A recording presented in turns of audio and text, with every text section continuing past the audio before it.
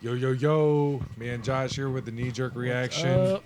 Tad bit late, a little bit late, but we're here to tell Definitely late. y'all our thoughts on Eternals, the new MCU project that just released. The two MCU guys of the group. That's right. That's right.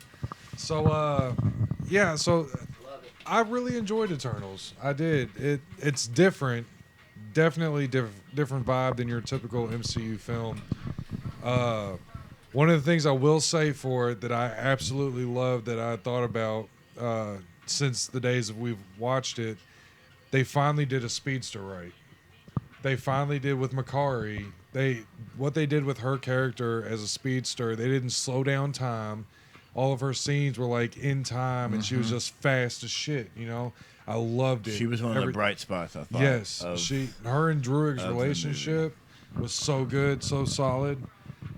There's problems with this movie. There is. I think there's a lot of problems Yeah, with it. I know we both left it kind of like, I wouldn't We say were scratching our heads. We were but similar in our views, but also different. Yeah. at the same time. I was more excited about it than you were, but we had about the same score set, which mine's a little higher now.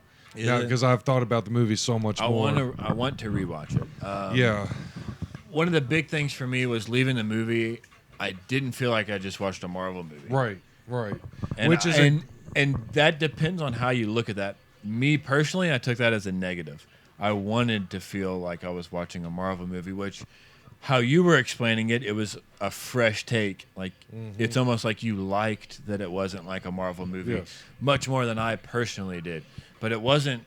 It did not seem like a Marvel movie, and Yeah. I knew nothing about the Eternals coming into this movie, so that could have played some factor into it. I know you knew a little bit more a little bit, not than, a lot. than I did. I loved most of the characters. What was the dude with You the like fist, Gilgamesh, the Chinese? yeah, Gilgamesh. he was my fucking Gilgamesh favorite. was dope. He straight bitch slapped that one deviant up against the wall. Oh my And god! I love the deviants in this movie too. the Like, deviants were crazy I looking. thought they were sick, and especially the main one. Are we doing like spoilers? Yeah, spoilers at the end. So don't do spoilers. Okay. If you're ready, if you're done talking about your review, do They, spoilers. but yeah, the deviant, the main deviant at the end was Spoiler time now. I okay. guess. Yeah, spoilers. Spoilers ahead. So if you don't want to know spoilers, you know Clock out that's now. it. Dude, yeah, the main Eternal Deviant Deviant. was he was pretty cool. There was I some really mixed, liked him. I had some mixed things. You on didn't him, like him sucking the power. No, I didn't. See, I thought that I was don't pretty understand. Well, I get like comic books are comic books and movies are movies, but that's like drastically changing the characters. Cool. So I guess that's our difference. Is I had no notion of anything Right. about him, so I guess that's where that's coming from. But uh, the other negative I had of the movie, and I guess it's not much of a negative, but I wanted Kit Harington to be more in it. He was in the first 15, 20 minutes, and then the last Right. 15 minutes when you see he's the yeah, who is he? The Black Knight in the Black post credit Knight. scene. Yeah. Yeah, Why which did I not think about me being spoiled during this? oh yeah, Yeah, you might want to leave now. yeah, you might want to walk out. But the whole middle 2 hours, he's not Shit. fucking in it. And I thought he did great when he was on. Why did that Camera. slip my mind? Yeah, I thought like he was very, I don't know. And I'm a huge Game of Thrones fan, so John Stark. There's some other spoilers that we could go into, but since Brandon's in here with No, us, we dude, won't. it's all- Also, the whole. Did you catch the whole Cersei and Rob Stark connection thing? Cersei, Rob Stark, and Like- Richard Madden's character. Yeah, his character was what was his character's name in the movie? and Icarus. Icarus and Cersei were in love, but Right. he played John. So he said in the movie, "I love you, Cersei," Cersei, and it yeah. was like, what? Yeah, I What is guarantee going the on right writers in the now? room were like, he has to say this. He has to say this word. It was confusing to me. As I don't know, I couldn't wrap my head around it. There is the scale and scope of this movie, how the celestial Yes. Arishem looks in this movie is unreal. Dude, When Ajax and Cersei both are talking to Arishem, the celestial, he is massive and he is menacing as fuck. And then the celestial coming out of Earth, the being born, the size of that motherfucker yeah. was just unreal. Like it, Because just you see his fingers, but they're just like, yeah, planetary Yeah, size. yeah. It's fucking crazy the scope of this movie, but you know it real overall. I can't classify this as great because I do have my issues with it. It's about 15 minutes too long. I think this movie could have been about 15 minutes shorter. But it's one. It needed to be about 15 I minutes completely shorter. agree. That's something we both agreed on right when we left. Is it was a little too long. Right. I think I was saying trim a little bit more off than Rodney was. Rodney was around the 15, 20. Yeah. I think I was 20, 30 minutes you Yeah. could trim off. That was a big problem I had with it. What did you think about Icarus being the bad guy in the end? Because I enjoyed that little twist. I don't know if that's something you saw from the comics. No, it's. I know it was a twist, but all signs kind of pointed toward it in trailers and shit. Now the twist of it was him killing Ajax, him being the killer of Ajax. I couldn't believe that one, but I do like the story of Icarus, the boy who flew too close to the sun, and then Icarus flies into the sun at the end of the movie because Yeah. he's so. See, I didn't connect His that. morality, like, should he turn on the Celestials or should he help? And then the fact that he doesn't kill Cersei and realizes he helped them stop the birth of the Celestial, like he didn't want to face Arishem himself. He feels like he failed him, so flies into the sun. And I love that. It's such a Shakespearean end to his character. I didn't piece that together. And then the post-credit scenes, you get the first one, you get Pip the Troll and Arrows. Was that the first or second one? The first one. Pip the Troll, Okay. the terrible CG. Yeah. Him and Arrows, a.k.a. Star Fox, who is Thanos' brother. Now, in the comics, Thanos' family, his parents are Deviants and Eternals. So Thanos is half Deviant, half Eternal. That's why he looks the way he does as a Deviant in him. But so Thanos' brother is now into play. But, that second post-credit scene when it has Dane Whitman going for the Ebony Blade to become the Black Knight to help yes. find Cersei. That's when they kind of. And then that voice in the background telling him, asking him if it was a good idea, that's Blade. Chloe Zhao came out, the director came out in an interview and said the voice that you heard talking to Dane Whitman was Blade. Mahershala Ali's Blade.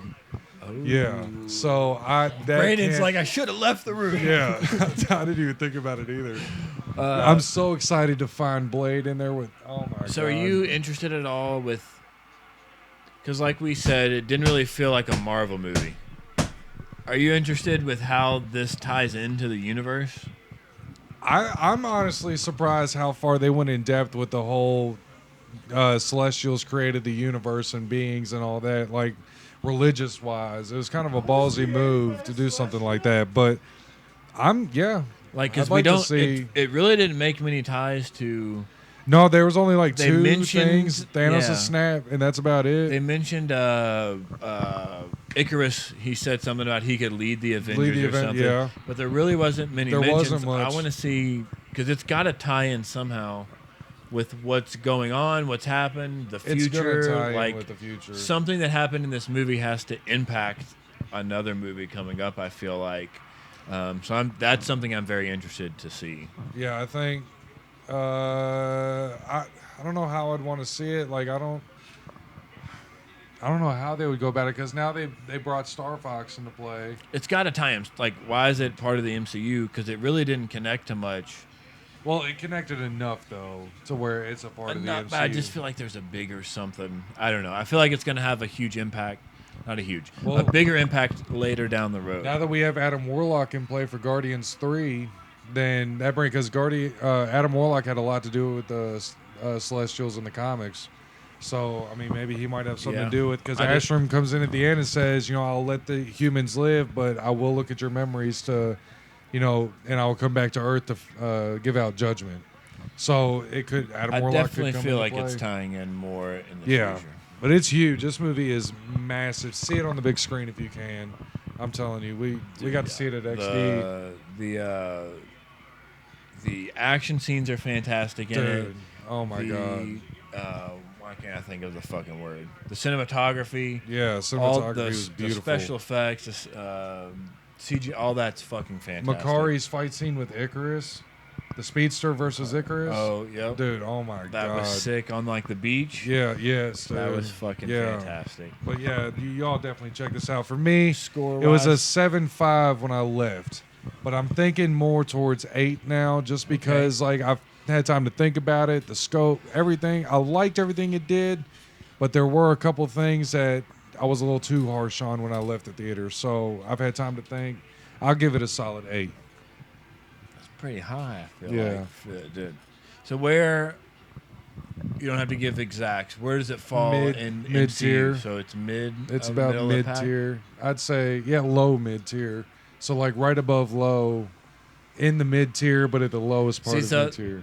Completely understand that, but just thinking scope wise, to say out of 24 movies, 26. 26, 8 is on the mid to Mid-tier. low is fucking like, whoa. crazy, yeah. What kind of universe But are you ranking? when we start watching, because we will be doing the MCU, that could all change. Mm-hmm. Because I'm rewatching. I haven't watched any MCU movies other than Infinity War because it's my go-to. Fucking fantastic. Other than that, I haven't really watched any in a while because I know we're about to review them all. So So we're I want to saving- watch dude, them I'm so fresh and excited. more to critical review this time. So excited. it could all change.